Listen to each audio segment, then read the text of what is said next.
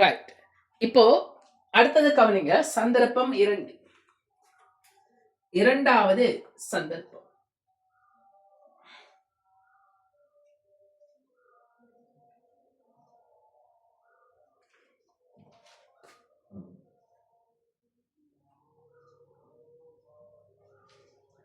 சரி, ஓகே.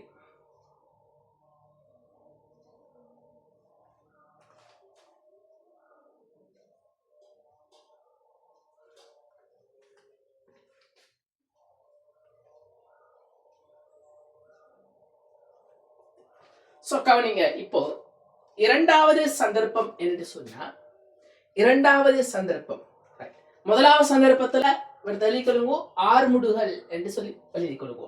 ஆறுமுடுகள் அப்படின்னு சொல்லி எழுதி கொள்ளுங்க. இவர்தான் எழுதி கொள்ளுங்க விசை எஃபினால் செய்யப்பட்ட வேலை என்று சொல்லி எழுதி கொள்ளுங்க. விசை எஃபினால் செய்யப்பட்ட வேலை அல்லது என்ஜினால் செய்யப்பட்ட வேலை. இந்த விசை எஃப் அந்த விசை வந்து ஒரு என்ஜினால் வழங்கப்பட்ட நினைச்சுக்கொண்டா அந்த என்ஜினால் வழங்கப்பட்ட விசை தானே அது. ரைட். என்ஜினால் செய்யப்பட்ட வேலை அல்லது விசை எஃபினால் செய்யப்பட்ட வேலை அப்படின்னு சொல்லி நோட் பண்ணி கொள்ளுங்க. சரி, ஓகே. இப்ப இரண்டாவது சந்தர்ப்பம் கவனிங்க. இப்போ இந்த விசை பிரயோகம் செய்யப்படுது எப்படின்னு சொன்னா, அந்த பொருள் இயங்கும் திசைக்கு எதிரான திசையில் விசை பிரயோகம் செய்யப்படுது. அந்த பொருள் இயங்குகின்ற திசைக்கு எதிரான திசையில அந்த விசை பிரயோகம் என்ன செய்யப்படுது? தெளிவாக கவனிங்க. ஒரு பொருள் சீரான வேகத்தோட இயங்குதுன்னு வச்சுக்கொள்ளுங்க. இப்போ அந்த பொருள் இயங்குகின்ற திசைக்கு எதிரான திசையில ஒரு விசை பிரயோகம் செய்யப்பட்டால் இந்த பொருளுக்கு என்ன நடக்கும்? இந்த பொருள் என்ன செய்யும் என்று சொன்னா, அமர்முடியை கொண்டு செல்லும். அமர்முடியை கொண்டு இந்த திசையில செல்லும். அமர்முடியை சென்று, அதாவது வேகம் படிப்படியாக குறைந்து கொண்டு சென்று வேகம் பூஜ்ஜியமாக மாறும். வேகம் பூஜ்ஜியமா மாறினதுக்கு பிறகு எதிர் திசையில இயங்க ஆரம்பிக்கும். எதிர் திசையில இயங்க ஆரம்பிக்கும். ரைட். இப்ப நாம வேகம் இன்னும் பூஜ்ஜியமாக இல்லை. வேகம் நம்ம என்ன செய்யல? பூஜ்ஜியமாக இல்லை. ரைட். அந்த திசையில இயங்கி கொண்டு இருக்குது. இங்கதான் வேகம் பூஜ்ஜியமாக வச்சுக்கொள்ளுவோம். இங்க வேகம் பூஜ்ஜியமான சொன்னா மர திரும்ப இதுக்கு பிறகு இஞ்சல பக்கம் என்ன செய்யும்? இஞ்சல் திசையில இயங்க ஆரம்பிக்கும். ஆறுமுடுகளோட ஆரம்பிக்கும். ரைட். இந்த பொருள் என்ன செய்யும் சொன்னா, அப்படியோ வந்து ஒரு கட்டத்துல வேகம் என்னவாகும்? பூஜ்ஜியமாக மாறும். அது வரைக்கும் இதனுடைய இயக்கம் அமர்முடுகள்ல இருக்கு. இதனுடைய இயக்கம் என்னவாக இருக்கும்? அமர்முடுகள்ல இருக்கும். வேகம் பூஜ்ஜியமாக மாறும். வேகம் பூஜ்ஜியமான மாறினதுக்கு பிறகு திரும்ப என்ன செய்யும் சொன்ன அந்த பொருள் இந்த திசையில இயங்க ஆரம்பிக்கும்.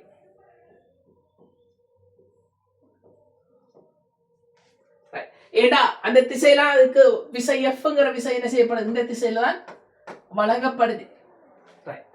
அப்போ அந்த பொருள் திசையும் எதிர் திசையில இயங்க ஆரம்பிக்கும். எப்படி? ஆறுமுடுகளோட ஆரம்பிக்கும். ஆறுமுடுகள் இயக்கமாக இருக்கு. இந்த திசையில அது ஆறுமுடுகள் இயக்கமாக காணப்படும். ரைட். ஆனா இப்ப நாம என்ன செய்வோம் சொன்னா, அந்த அளவு வேகம் பூஜ்ஜியமாக இல்ல. வேகம் என்ன செய்யல? பூஜ்ஜியமாக இல்ல. சரியா? ரைட். இப்போ இயங்குது. யுங்கிற வேகத்தோட இயங்குது. விங்கிற வேகத்தை அடையுது. ஆரம்பத்துல இயக்க சக்தி அரை MU வர்க்கம். அதுக்கு ஒரு பெருமானம் ஒன்று இருக்கும். உதாரணத்துக்கு நாங்க ஒரு 500 ஜூல் வச்சுக்கொள்ளுவோம். இப்போ அது விங்கிற வேகத்தை அடைஞ்சிருக்கு. அதுல இயக்க சக்தி அரை MU வர்க்கம். அதுல பெருமானம் குறைஞ்சிருக்கு. என்ன காரணம்? வேகம் குறைய. வேக பெருமானம் என்ன? குறைய. வி பெருமானம் சின்னதாக இருக்கும். யூ பெருமானம் பெருசாக இருக்கு. ரைட். அப்ப கவனிங்க.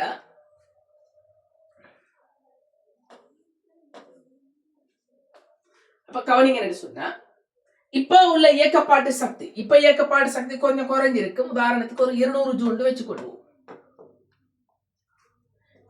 இயக்க சக்தி என்ன? 200 ஜூல் அப்படி வச்சுக்கொள்வோம். சரி, ஓகே. இப்ப கவனிங்க. செய்யப்பட்ட வேலை. செய்யப்பட்ட வேலைங்கிறது நாங்க படிச்சிருப்போம். செய்யப்பட்ட வேலைங்கிறது விசை தர விசையின் திசையில் பொருள் அசைந்த தூரம். விசை தர விசையின் திசையில் பொருள் அசைந்த தூரம். இதான் செய்யப்பட்ட வேலைக்கான சமன்பாடு. விசை தர விசையின் திசையில் பொருள் அசைந்த தூரம். இப்ப கவனிங்க, விசை இந்த திசையில் சொல்லப்படுது, பொருள் மத்த பக்கம் இயங்கி இருக்கு. பொருள் விசை இந்த பக்கம் பிரயோகம் செய்யப்படுது, பொருள் அந்த திசையில இயங்குகிறது. சரியா? ரைட். இப்ப கவனிங்க,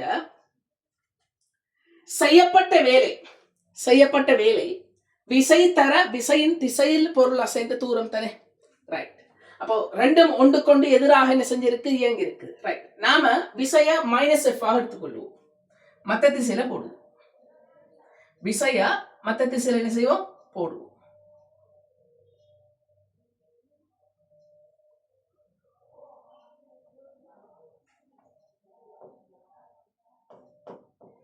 ரைட். அப்போ எஃப்ங்கிறது இந்த திசையை மாறும், -f போட்டா இந்த திசை, அந்த திசையில பொருள் அசைந்த தூரம் எஸ். செய்யப்பட்ட வேலை என்ன, -f × s என்று சொல்லப்படும். இந்த செய்யப்பட்ட வேலை அது என்ஜினால் வழங்கப்பட்ட ஒரு விசையாக இருக்கும். என்ஜின் என்ன செய்து அதோட வேகத்தை குறைக்கிறதுக்காக கொடுக்கப்பட்ட எதிர்ப்பு விசையாக இருக்கு. அது இயக்கத்துக்கு எதிரான ஒரு விசையாக காணப்படும். இயக்கத்தை தடுக்கு முகமாக வழங்கப்பட்ட ஒரு விசை. அப்ப செய்யப்பட்ட வேலை -f × s, -f × s ஆக இருக்கும் இங்க. சரியா? ரைட். இப்ப செய்யப்பட்ட வேலை எப்படி கணிக்கலாம்? இப்ப கவனிங்க என்று சொன்னா, ஆரம்பத்துல 500 ஜூல் சக்தி இருந்துச்சு. இப்ப 200 ஜூல் சக்தி தான் இருக்கு. இப்ப 200 ஜூல் சக்தி என்ன இருக்குது? ஆரம்பத்துல 500 ஜூல் சக்தி 500 சக்தியோட இருந்துச்சு. இப்ப 200 சக்தியோட இயங்கிக் கொண்டிருக்கு. ரைட். அப்ப சக்தி இழப்பு ஏற்பட்டிருக்கு இல்லையா? எவ்வளவு சக்தி இழப்பு ஏற்பட்டிருக்கு? 300 ஜூல் சக்தி இழப்பு ஏற்பட்டிருக்கு. 300 ஜூல் சக்தி என்ன செஞ்சிருக்குது? அது இழந்திருக்குது. ரைட். எப்படி அது 300 ஜூல் சக்தி இழந்துச்சுன்னு சொன்னா, இந்த தடுப்பு விசை வழங்கப்பட்டதுனால, தடுப்பு விசையினாலதான் என்ன செய்யப்பட்டிருக்குது, அந்த 300 ஜூல் சக்தி என்ன செஞ்சிருக்குது, இழக்கப்பட்டிருக்குது. ரைட். இழக்கப்பட்டிருக்குது. அப்ப -300 ஜூலாக இருக்கு. அது இழக்கப்பட்ட சக்தி என்னவாக இருக்கும்? -300 ஜூல் சக்தியாக இருக்கு. ரைட். அப்போ 200ல இருந்து 300 கழிச்சா நாங்க -300 ஜூல்னு சொல்லுவோம். இழக்கப்பட்ட சக்தி -300 ஜூல். இழக்கப்பட்ட சக்தி -300 ஜூல். ரைட். அப்ப கவனிங்க, இப்போ செய்யப்பட்ட வேலை 200ல இருந்து 500 கழிக்கலாம் இல்லையா? 200ல இருந்து என்ன செய்யலாம், நாங்க 500 என்ன செய்யலாம், கழிக்கலாம். அப்ப இறுதி இயக்கப்பாட்டு சக்தியில இருந்து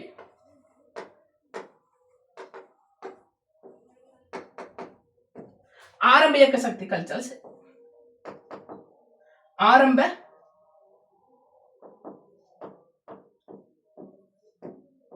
இயக்க சக்தி கழிச்சால் சரி. இப்ப கவனிங்க, இறுதி இயக்கப்பாட்டு சக்தி அரை mv வர்க்கம், ஆரம்ப இயக்க சக்தி அரை mu வர்க்கம். ரைட். அதாவது 200 இருந்து நம்ம 500 என்ன செய்யறோம், கழிக்கிறோம். -300 ஜூல் வரும். -300 ஜூல் என்ன செய்யும், வரும். ரைட். சோ இப்ப இந்த இடத்துல நாங்க பிரதிநிதித்துவம் செய்தால் சும்மா அந்த நம்பர்ஸை போடுவோம். ரைட். அந்த நம்பர்ஸ் என்ன செய்யும், போடுவோம். எவ்வளவு வரும்? 200 ஜூல்ல இருந்து 500 கழிப்போம். அப்ப எவ்வளவு வரும்? -300 ஜூல். இது எதுக்கு சமனா இருக்கும் சொன்னா, -f × s க்கு சமனாக இருக்கு. இது எதுக்கு சமனாக இருக்கும் என்று சொன்னால், -f × s க்கு சமனாக இருக்கு. இந்த பெருமானம் எதுக்கு சமனாக இருக்கும் என்று சொன்னால், -f × s க்கு சமனாக இருக்கு. ஏண்டா செய்யப்பட்ட வேலை -f × s, அது எதுக்கு சமன்? -300 ஜூலுக்கு சமன். அப்ப f × s என்ன? +300 ஆக மாறும். f × s என்ன? +300 ஆக என்ன செய்யும், மாறும். அப்ப செய்யப்பட்ட வேலைங்கிறது இங்க சக்தி இழப்பு ஏற்படுது. அதனால இந்த பெருமானம் மைனஸ்ல வருது. அதனால இந்த பெருமானம் என்ன, மைனஸ்ல வருது. ரைட். இப்ப இந்த சந்தர்ப்பத்தை நாம இப்படியும் எழுதலாம். எப்படி என்று சொன்னா, ரைட், இதை எப்படி சொல்லணும்னு சொன்னா தடுப்பு விசையினால் செய்யப்பட்ட வேலை. இது எஃப்ங்கிறது தடுப்பு விசை தானே, ரைட். இயக்கத்துக்கு எதிரான விசை, இயக்கத்துக்கு எதிரான விசை. இதை நாங்க எப்படி சொல்லலாம் என்று சொன்னால் இப்படியும் சொல்லல, ரைட். எப்படின்னு சொன்னா தடுப்பு விசையினால் செய்யப்பட்ட வேலை, ரைட், அல்லது இயக்கத்துக்கு எதிராக தொழிற்பட்ட விசை இல்லையா, ரைட். செய்யப்பட்ட வேலையா நாம பிளஸ் வடிவில் எழுதலாம், ரைட். செய்யப்பட்ட வேலை தடுப்பு விசையினால் செய்யப்பட்ட வேலை இப்படி எழுதுவோமே. தடுப்பு விசையினால் செய்யப்பட்ட வேலை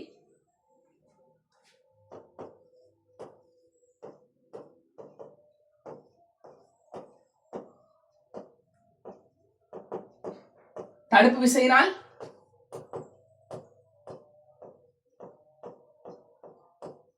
செய்யப்பட்ட வேலை தடுப்பு விசையினால் செய்யப்பட்ட வேலை. அது பிளஸ் வார மாதிரி நாங்க செட் பண்றேன்னு சொன்னா இப்படி செய்யலாம். எப்படி என்று சொன்னால் இறுதி இயக்க ஆரம்ப இயக்க சக்தியிலிருந்து இறுதி இயக்கப்பட சக்தியை கழிச்சா சரி. ஆரம்ப இயக்க சக்தியில இருந்து இறுதி இயக்க சக்தியை கழித்தாலும் ஓகே. ஆரம்ப இயக்க சக்தியில இருந்து இறுதி இயக்க சக்தியை என்ன செய்யலாம், கழிக்கலாம், ரைட். சோ அப்போ எங்களுக்கு பெருமானம் பிளஸ்ல வரும். ஆரம்ப இயக்க சக்தி என்ன, அரை MU இருக்கு.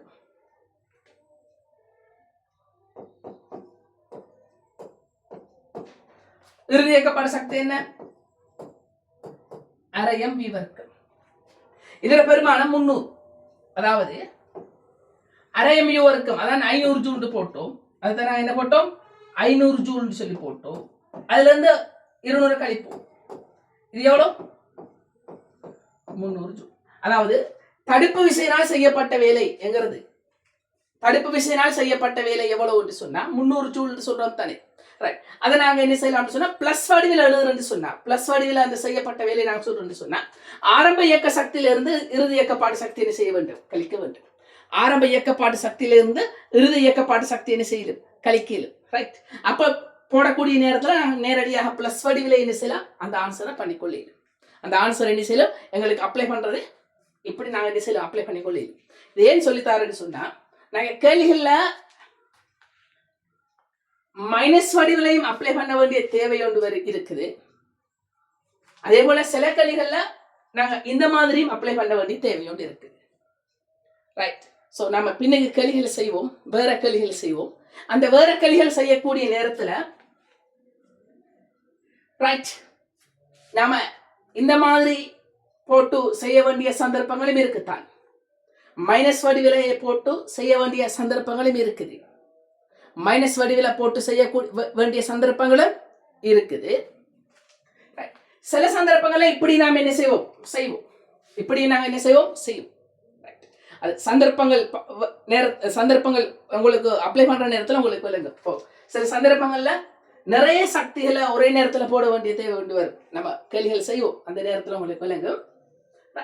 நிறைய சக்திகளை அப்ளை பண்ணக்கூடிய நேரத்துல இது மட்டும் இல்லாம இயக்க சக்தி, அழுத்த சக்தி, சுழற்சி இயக்கப்பாட்டு சக்தி எல்லாமே ஒரே நேரத்துல போட வேண்டிய தேவை கொண்டு வரும். இது நேர்கோட்டு இயக்கம் மட்டும்தானே, இது நேர்கோட்டு இயக்கம் மட்டும்தானே, ரைட். ஒரு பொருள் வந்தம் இப்படி இருக்கு, நேர்கோட்டு இயக்கத்திலையும் இயங்குது, புவியீர்ப்பிங்கிலும் இயங்குது. இப்படி கிடை இயக்கம் இல்லாம ஒரு பொருள் புவியீர்ப்பிங்கில் இயங்குது, நேர்கோட்டு இயக்கத்துல புவியீர்ப்பிங்கில் இயங்குது. சில நேரங்கள் அது சுழற்சி இயக்கத்தையும் உண்டாக்கலாம், அப்ப சுழற்சி இயக்கமும் வரும். அப்போ அந்த சந்தர்ப்பத்துல நாங்க 3 சக்தி போடவும், நேர்கோட்டு இயக்கத்தை மென்ஷன் பண்ணணும், அழுத்த சக்தி இயக்க சக்தியை மென்ஷன் பண்ணணும், அழுத்த சக்தியை மென்ஷன் பண்ணணும், சுழற்சி சக்தியை மென்ஷன் பண்ணணும். அப்படி நிறைய சக்திகளை நாங்க ஒரே நேரத்துல அப்ளை பண்ண வேண்டிய நேரத்துல அது சரியான முறையில் நாங்க அப்ளை பண்ணணும். அந்த சந்தர்ப்பத்துல நாங்க மைனஸ் போட வேண்டிய தேவை கொண்டு வந்தா மைனஸ் வடியில போட்டு செய்யணும். பட் இந்த சந்தர்ப்பம் வந்து இலகுவான ஒரு சந்தர்ப்பம்ங்கிறதுனால இந்த சந்தர்ப்பம் ஒரு இலகுவானது, ஒரு நேர்கோட்டு இயக்கம், இயக்கப்பாட்டு சக்தி மட்டும்தான் மென்ஷன் ஆகுது. இயக்கப்பாட்டு சக்தி மட்டும்தான் என்ன செய்ய நாங்கள் கருத்தில் கொள்றோம், இயக்கப்பாட்டு சக்தி மட்டும்தான் நாங்கள் இந்த இடத்துல கருத்தில் கொள்றோம். அதனால இப்படி பிளஸ் வடிவிலேயே நாங்க என்ன செய்யலாம், எடுத்து போட்டு செய்யலாம். தடுப்பு விசையினால் செய்யப்பட்ட வேலை எப்படி கணிப்போம், ஆரம்ப இயக்க சக்தியிலிருந்து இறுதி இயக்கப்பட்ட சக்தி 500 ஜூல் சக்தியோட இயங்கினுச்சு. இப்ப அதுல சக்தி 200 ஜூல் சக்தியாக இருக்குது. அப்ப 300 ஜூல் சக்தி என்ன செஞ்சிருக்குது, இழந்திருக்குது. 300 ஜூல் சக்தி இழக்கப்பட்டிருக்கு. எதனால, அந்த விசை பிரயோகம் செய்யப்பட்டதுனால, தடுப்பு விசை பிரயோகம் செய்யப்பட்டதுனால. ரைட். சோ அதை நாங்க இப்படி என்ன செய்யலாம் காணலாம். ஆரம்ப இயக்க சக்தியிலிருந்து இறுதி இயக்கப்பட்ட சக்தியை கழிச்சு செய்யலாம். ஏன் இது இந்த சந்தர்ப்பத்தில் லேசாக இருக்குது, இதுல கிடை இயக்கம் நேர்கோட்டு இயக்கம், அதனால இது லேசாக இருக்கு. ரைட். சோ நாங்க தெளிவாக புரிஞ்சு கொள்ளுங்க. இந்த சந்தர்ப்பம் நாங்க அப்ளை பண்ணுவோம், மைனஸ் வரியில போட்டு அப்ளை பண்ணுவோம். அது நான் சொன்னது போல அழுத்த சக்தி, சுழற்சியக்க சக்தி, எல்லாம் இயக்க சக்தி எல்லாம் மிக்ஸ் பண்ணி அப்ளை பண்ணக்கூடிய நேரத்துல சரியான முறையில் அப்ளை பண்ணணும். மைனஸ் போடணும், பிளஸ் போட்டு செய்யணும். ரைட். அப்ப இடத்துல ஹெடிங் போடுங்க, இயக்கத்துக்கு எதிரான திசையில் விசை பிரயோகம் செய்யப்படும் போது. இந்த இடத்துல ஹெடிங் இயக்கத்துக்கு எதிரான திசையில் விசை பிரயோகம் செய்யப்படும் போது அப்படி சொல்லி இவ்விடத்துல தலைப்பு போட்டு இதை ஃபுல்லா என்ன செய்யுங்க, நோட் பண்ணி கொள்ளுங்க வேகமாக. ரைட்.